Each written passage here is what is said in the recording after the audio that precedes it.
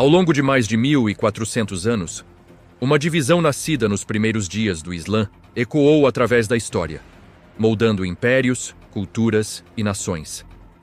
Uma diferença que começou como uma questão de liderança, mas que evoluiu, se transformou em tradição, identidade e, em muitos casos, em uma profunda visão de mundo.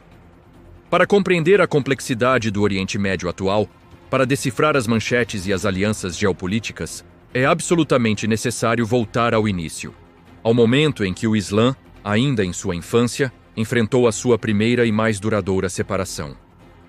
Este não é apenas um relato sobre o passado, é uma chave para entender o presente. Antes de mergulharmos nesta jornada histórica, peço o seu apoio para que conteúdos como este continuem a ser produzidos.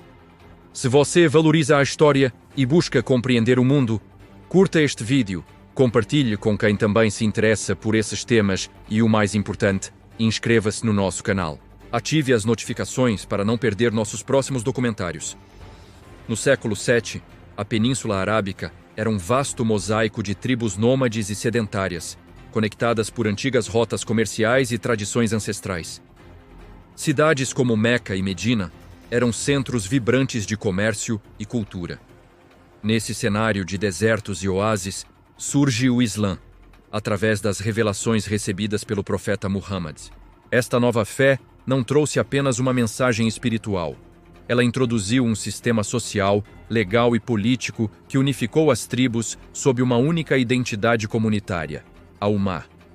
O Islã organizava a vida coletiva, estabelecia princípios de justiça e definia um novo modelo de liderança. Era uma revolução que reconfigurou completamente o poder na região. Com a morte do profeta em 632, a jovem comunidade muçulmana enfrentou sua primeira grande crise. A questão central, que definiria o futuro do Islã, era: quem deveria liderar a Ummah? Quem seria o califa, o sucessor do profeta? Duas correntes de pensamento emergiram nesse momento crucial. Uma parte da comunidade, que mais tarde seria conhecida como sunita, defendia que o líder deveria ser escolhido por consenso ou consulta entre os membros mais respeitados e experientes da comunidade, baseando-se no mérito e na capacidade de governar. Eles elegeram Abu Bakr, um companheiro próximo do profeta, como o primeiro califa.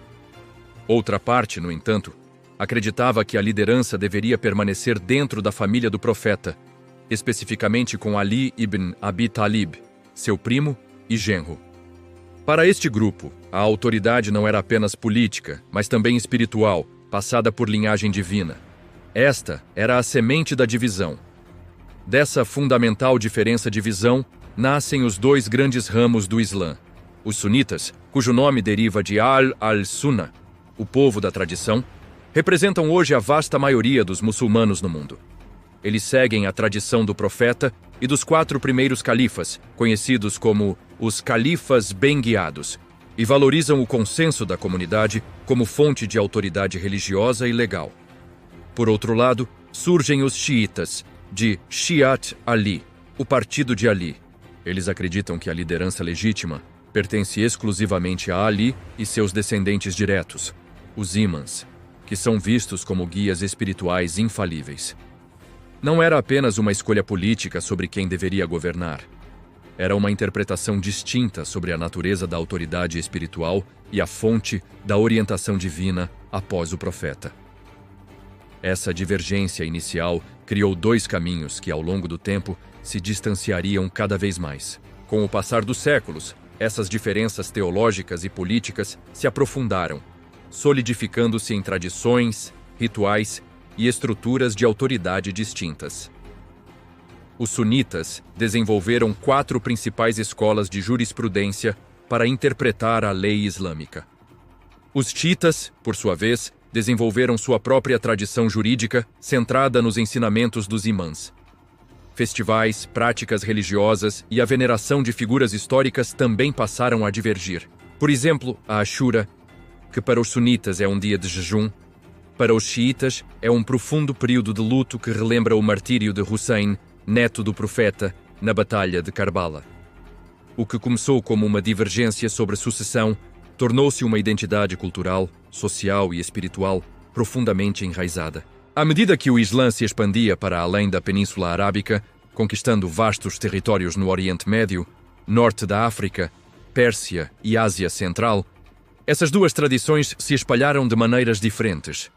O Império Persa, por exemplo, adotou o xiismo como religião de Estado no século XVI, sob a dinastia Safávida, criando um grande centro de poder xiita que hoje corresponde ao Irã.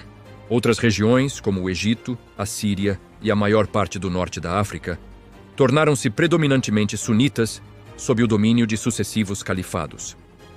A geografia começou a refletir as escolhas teológicas feitas séculos antes, criando um mapa religioso complexo, com maiorias e minorias convivendo lado a lado, por vezes em harmonia, por vezes em tensão.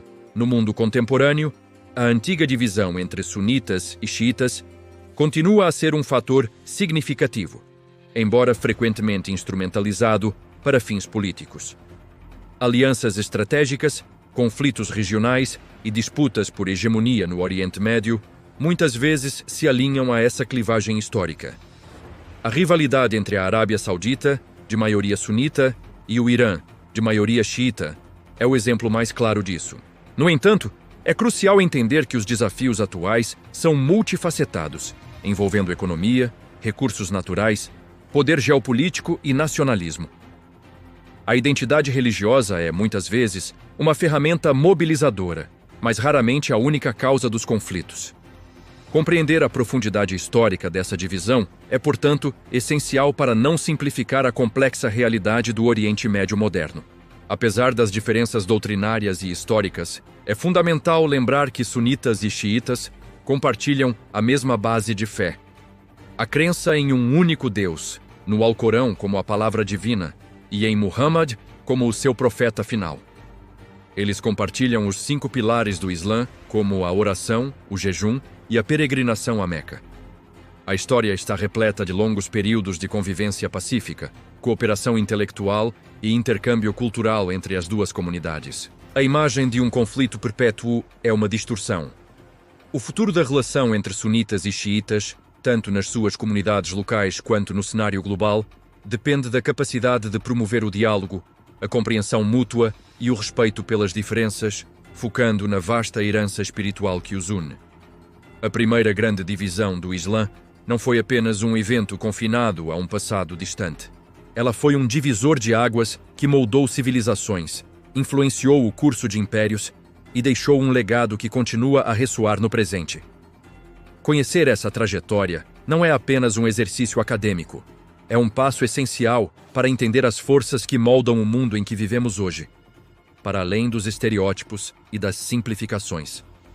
A história, como sempre, nos oferece as ferramentas para uma compreensão mais profunda e matizada. Se este documentário ajudou você a compreender melhor a história do Islã e a complexidade do Oriente Médio, eu peço novamente o seu apoio.